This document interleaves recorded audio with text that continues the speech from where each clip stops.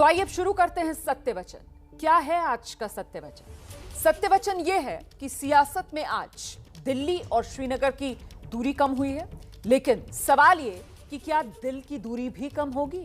और ये सवाल इसलिए क्योंकि आज करीब 2 साल बाद पहला ऐसा मौका था जब भारत की सरकार और जम्मू कश्मीर के जिम्मेदार नेताओं दोनों ही खेमे एक साथ आमने सामने थे। और बड़ी बात यह रही कि खुद प्रधानमंत्री मोदी ने बैठक में कहा है कि वो दिल्ली की दूरी के साथ साथ जो दिल की दूरी है उसका भी खात्मा चाहते हैं, उसे भी खत्म करना चाहते हैं। ये अपने आप में एक बड़ा बयान था, क्योंकि एक तरीके से कहा जाए तो ये श्रीनगर के थमे हुए सियासी शिकारों को जमे हुए बर्फीले पानी से निकालने की एक कोशिश के तौर पर देखा गया। अच्छा, प्रधानमंत्री मोदी ने कुछ अपनी सुनाई, कुछ कश्मीरी नेताओं की सुनी। बैठक करीब 3.5 घंटे तक चली और बैठक के बाद नेताओं ने जो बयान दिए उससे अब लग तो यही रहा है कि कश्मीर में फिर से बरकत के दिन लौटने वाले हैं। लोकतंत्र की लताएं फिर से लहराने वाली हैं। फिर से फिजा में कश्मीरियत और जमहूरियत की खुशबू छाने वाली है। जम्मू कश्मीर और लद्दाख हमारे लिए सिर्फ एक जमीन का टुकड़ा भर नहीं है। जम्मू कश्मीर और लद्दाख भारत का मस्तक है, मां भारती का शीश।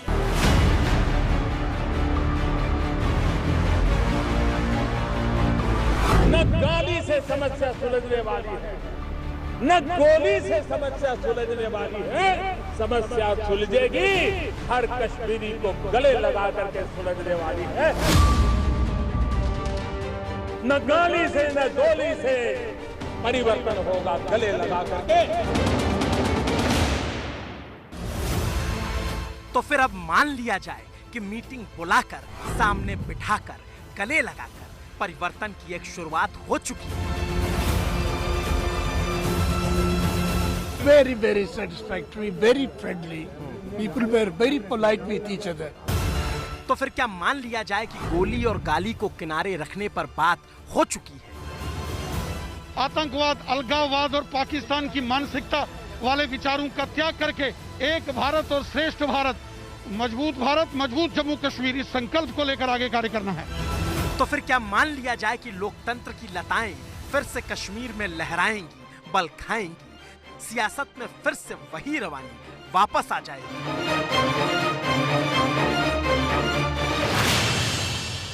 बड़े सौहार्दपूर्ण वातावरण में, बड़े कॉर्डियल माहौल में ये बात हुई। बहुत ही अच्छे माहौल में बात हुई। बैठक बहुत ही अच्छे वातावरण में हुई। बड़ी मुद्दत के बाद इस तरह की बैठक बुलाई गई। बहुत ही शांति से सभी की बातें सुनी। Towards positive line. क्योंकि बैठक से निकलने वाले हर नेता ने कहा तो यही कि अच्छे माहौल में बातें हुई, और यहीं से एक बात और साफ हुई कि दिल्ली और दिल की दूरी को दूर करने के लिए सरकार प्रतिबद्ध है और गले लगाकर आगे बढ़ने की तैयारी हो चली है। जम्मू कश्मीर में लोकतंत्र को ग्रास रूट तक ले जाने के लिए हम सबको मिलकर काम करना होगा। दूसरा, जम्मू कश्मीर में ऑलराउंड विकास हो, हर इलाके, हर समुदाय तक विकास पहुँचे, इसके लिए साझेदारी हो। विधानसभा चुनाव की तरफ हमें मिलकर जाना है। इसके लिए डीलिमिटेशन की प्रक्रिया को तेजी से पूरा करना होगा। परिसीमन की चर्चा, पूर्ण राज्य का वादा और भी बहुत कुछ 7 लोक कल्याण मार्ग की चौहद्दी के भीतर, इस 4 दीवारी के अंदर जब जम्मू कश्मीर के 14 नेताओं की मौजूदगी में सरकार की बैठक शुरू हुई तो दिल्ली का मौसम कुछ गर्म था और कुछ मिजाज भी वैसा। लेकिन बैठक का समय बीतता गया और सांझ होते होते सियासत की गर्मी कुछ कम हुई। बातें इधर से हुई, बातें उधर से भी हुई और बताया गया कि बातें कहां तक गई। जहां तक 5 अगस्त 2019 का फैसला है या जो किया गया, हम उसके साथ नहीं हैं, हम उससे सहमत नहीं हैं, हम उसको कबूल करने के लिए तैयार नहीं हैं। वज़ीर आज़म साहब को ये भी हमने समझाया कि एक विश्वास टूट चुका है जम्मू कश्मीर और केंद्र के दरमियान। उस विश्वास को दोबारा कायम करना वो मरकज़ की जो हुकूमत है, सबसे पहले तो उनकी जिम्मेदारी है, और उसके लिए जो कदम वज़ीर आज़म साहब उचित समझें, सही समझें, उनको वो कदम उठाने चाहिए। मैंने जम्मू कश्मीर के हवाले से बात की। जो जम्मू कश्मीर के लोग इस वक्त कई तरह की मुसीबतें सह रहे हैं, बहुत मुश्किल में है, बहुत तकलीफ में है। जम्मू कश्मीर के लोग 2019 5 अगस्त के बाद गुस्से में हैं, नाराज हैं, जज्बाती तौर टूट गए हैं, बड़ा ह्यूमिलिएटेड फील करते हैं।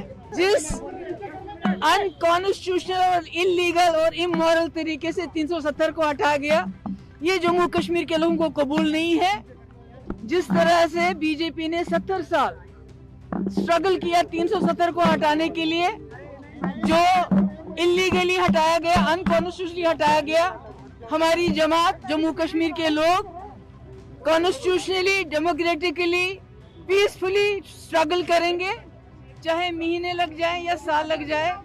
हम जम्मू कश्मीर में 370 बहाल करेंगे।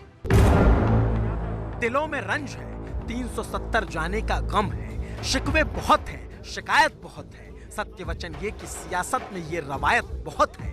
मगर एक बात यहाँ भी साफ है कि हर कोई चाहता है जम्मू कश्मीर को राज्य का दर्जा वापस मिले। हर कोई चाहता है जल्द से जल्द चुनाव करा लिए जाए, फिर से चिनार की शाखों पर लोकतंत्र के घोंसले बसा दिए जाए। हम लोगों ने ये भी मांग की कि आप कहते हैं कि लोकतंत्र को मजबूत करना है, अब आपने पंचायत के इलेक्शन किए, जिला परिषद के इलेक्शन किए, तो ऐसा कैसे होता है कि विधानसभा न हो? तो इसलिए विधानसभा का इलेक्शन भी तुरंत करना चाहिए, डेमोक्रेसी को बहाल करना चाहिए। कुल मिलाकर के जम्मू कश्मीर में एक राजनीतिक प्रक्रिया जल्द शुरू होगी डिलिमिटेशन के बाद, तो सभी को उम्मीद करना चाहिए। और प्रधानमंत्री ने विश्वास दिलाया, मैं हमेशा जम्मू कश्मीर की बेहतरी के लिए आपके साथ खड़ा हूं। और विशेषता ये है इस बैठक की कि बड़े सौहार्दपूर्ण वातावरण में, बड़े कॉर्डियल माहौल में ये बात हुई। इलेक्शन कराने को लेकर भी कोई चर्चा हुई? इलेक्शन होंगे, उन्होंने प्रधानमंत्री ने कहा कि जल्द डिलिमिटेशन प्रोसेस समाप्त होने के बाद इलेक्शन होने वाले। तो फिर इन बातों से एक बात तो साफ है कि सरकार जम्मू कश्मीर में जल्द चुनाव करने के लिए आतुर है। और बड़ी खबर के तौर पर यह भी साफ है कि पूर्ण राज्य का दर्जा जम्मू कश्मीर को वापस मिलेगा। और जो बातें नेताओं ने बताई, उस पर गृह मंत्री अमित शाह ने भी मुहर लगाई और ट्वीट कर लिखा यही कि हम जम्मू कश्मीर के सर्वांगीण विकास को सुनिश्चित करने के लिए प्रतिबद्ध हैं। जम्मू और कश्मीर के भविष्य पर चर्चा की गई। परिसीमन और शांतिपूर्ण चुनाव संसद में किए गए वादे के अनुसार राज्य का दर्जा बहाल करने में महत्वपूर्ण मील का पत्थर है। एक बड़ी मांग थी कि स्टेटहुड जल्दी देना चाहिए। हम लोगों ने ये बताया कि भाई सदन के अंदर गृह मंत्री जी ने भी, प्राइम मिनिस्टर ने भी ये आश्वासन दिलाया था हमको कि हम स्टेटहुड बहाल करेंगे एक समय पे। हम लोगों ने कहा कि अब समय तो आ गया है, सब इलेक्शंस वगैरह हो गए, बीडीसी डीडीसी इलेक्शन हो गए। गृह मंत्री प्रधानमंत्री से पहले बोले और उन्होंने कहा कि जो हम वचनबद्ध है स्टेट देने के लिए, लेकिन पहले डिलिमिटेशन हो, इलेक्शन भी हो जाएंगे, इलेक्शन भी का हम वचनबद्ध हैं और स्टेटहुड देने के भी वचनबद्ध हैं। यही लोकतंत्र की स्पिरिट है, यही लोकतंत्र का जो आवश्यकता है। और जम्मू कश्मीर को आगे लेके जाना है तो हमें सभी के मिलजुल के काम करना पड़ेगा। मुझे एक भी जान जाती है, मुझे बहुत कष्ट होता है, क्योंकि मेरा भावनात्मक जो मेरा रिश्ता जम्मू कश्मीर से है। हमेशा मैं छत्तीसपुरा में भी हत्याकांड में भी गया था, बाकी भी गया था। तो इसलिए अटल जी ने जिस प्रकार से इंसानियत की बात की थी, उसी के दायरे में हम आगे बढ़ना चाहते हैं। इस प्रकार की बात उन्होंने कही। पूर्व डिप्टी सीएम और बीजेपी नेता कहते हैं कि वाजपेयी जी की राह पर चलेंगे। और वाजपेयी भी तो यही कहा करते थे कि बातचीत से ही मसले हल होंगे, बंदूकें तो बर्बादी लाएंगी। ए माली, आओ फिर से बगिया को बहार दें, इस बाग को फिर से हरा भरा करें, पेड़ों पर फिर से फूल आने दो, बुलबुलें चहचहाने दो।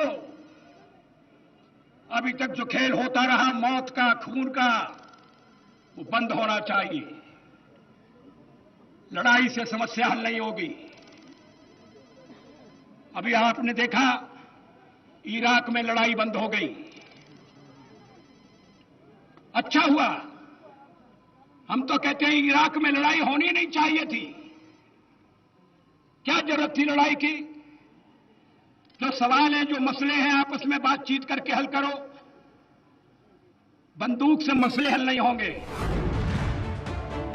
और वाजपेयी जी की ये बात गाहे बगाहे हर किसी को समझ आ ही जाती है, क्योंकि कश्मीर का मसला बंदूक की गोली से नहीं, बोली की संदूक में है। और आज प्रधानमंत्री मोदी की तरफ से बातचीत की वो संदूक खोल दी गई, लेकिन 370 जाने के बाद श्रीनगर के नुमाइंदे फिलहाल तो नाराज हैं। और रही बात दिल और दिल्ली की दूरी की, तो अब्दुल्ला कहते हैं एक मुलाकात से वो मिटेगी नहीं।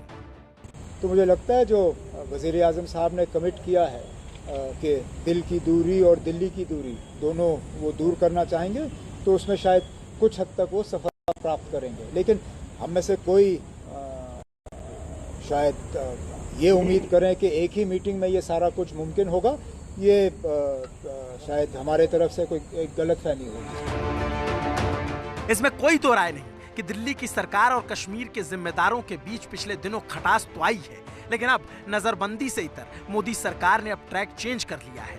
बातचीत के रास्ते आगे बढ़ने का सीधा मन है। और इस पर प्रधानमंत्री मोदी खुद ट्वीट कर लिखते हैं, हमारी प्राथमिकता जम्मू कश्मीर में जमीनी स्तर पर लोकतंत्र को मजबूत करना है। परिसीमन तेज गति से होना चाहिए ताकि चुनाव हो सके और जम्मू कश्मीर को एक चुनी हुई सरकार मिले जो जम्मू कश्मीर के विकास पथ को ताकत दे।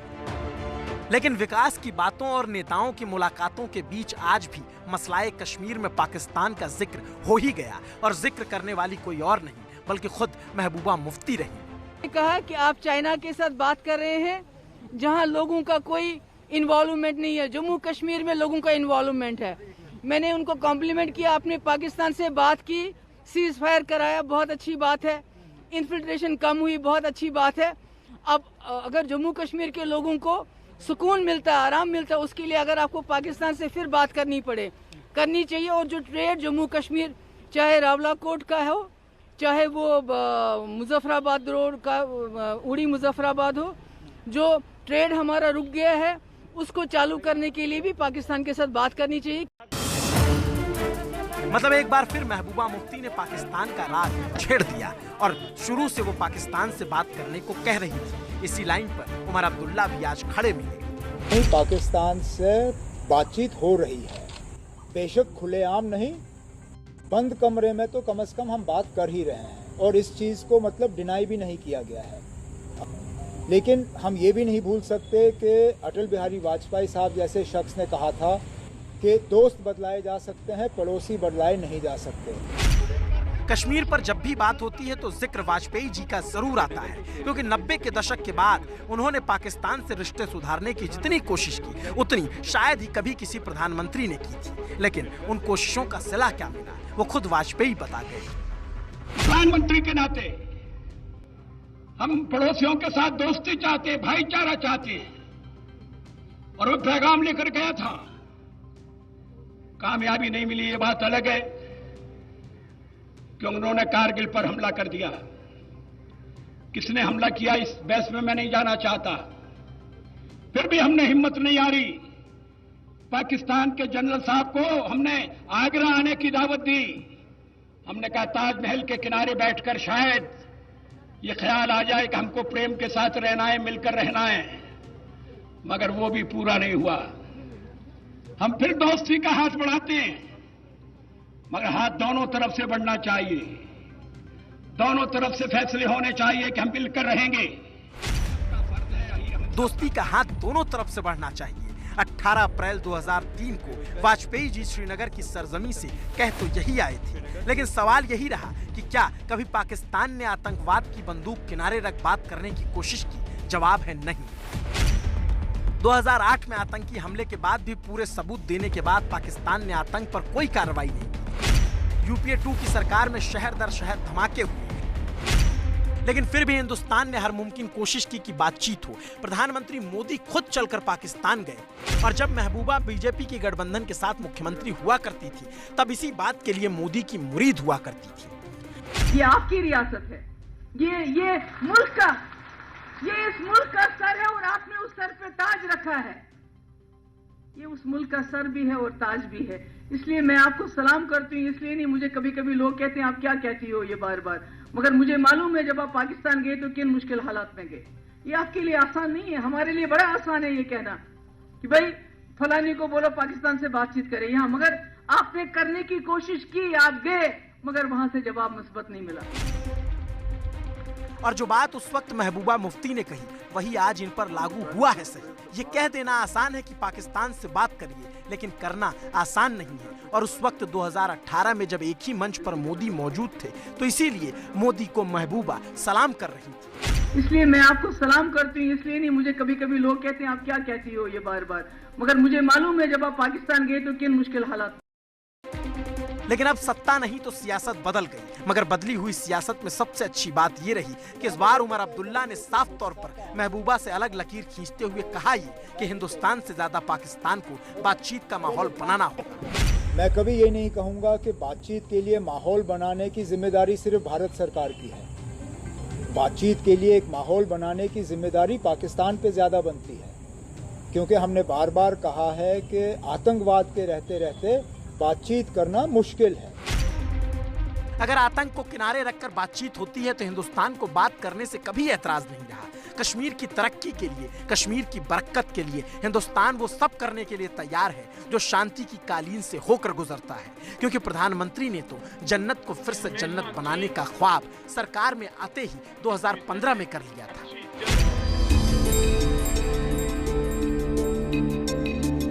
प्रकृति ने जो जन्नत बनाई है उस जन्नत को जीते जी जीने का एहसास करे, ये मेरा सपना लेकर के मैं चल रहा हूं। मैं उस विश्वास को लेकर के निकला हूं, मेरा कश्मीर फिर से एक बार वही जन्नत, वही जज्बा, वही खुशहाली, वो दिन मैं अपनी आंखों के सामने देख रहा हूं। और उम्मीद यही है कि प्रधानमंत्री का ये सपना पूरा हो, बातचीत के रास्ते रिश्तों में जमी डल झील की बर्फ पिघल जाए, कश्मीर की तकदीर फिर से निखर जाए। देखिए, सत्य वचन यही है कि लोकतंत्र में हर समस्या का समाधान संवाद से ही होता है। और अब जबकि दिल्ली और श्रीनगर के बीच संवाद का दरवाजा खुला है तो फिर ये उम्मीद की जाए कि समाधान भी ज्यादा दूर नहीं होगा।